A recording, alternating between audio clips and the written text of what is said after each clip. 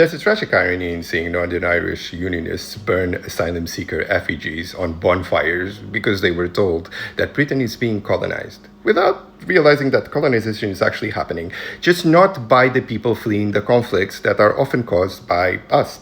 A bigger irony still, the entities colonizing the UK today are using the same playbook that the British Empire once did.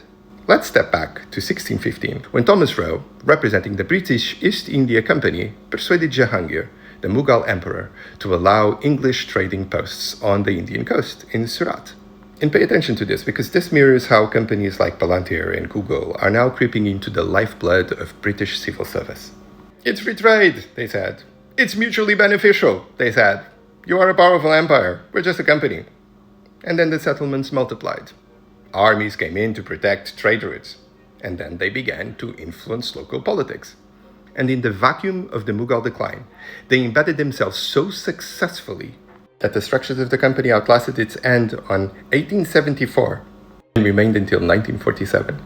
During the COVID crisis in 2020, under the questionable leadership of Boris Johnson, Palantir, a spy tech firm owned by Peter Thiel and known for its work with ICE and with the Israeli army, offered to build a UK government data store for £1. By December, the project had expanded to £23.5 million to support the NHS structure.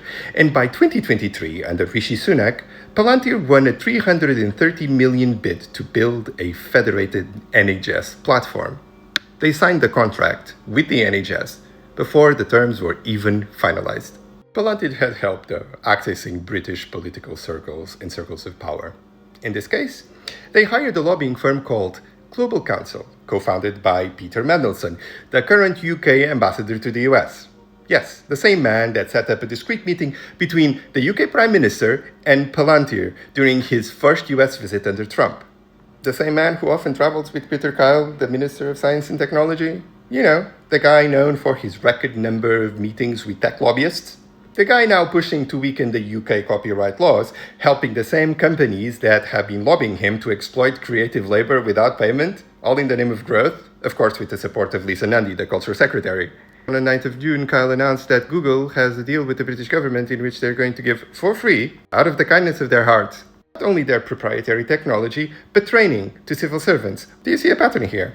I have to wonder if the people dancing around the burning effigies of asylum seekers actually think that for Palantir and for Google, they are any different than the Indian population was for the British East India Company. The British extracted $45 trillion from India. They deindustrialized the country. Do you think that the intentions of these people are different?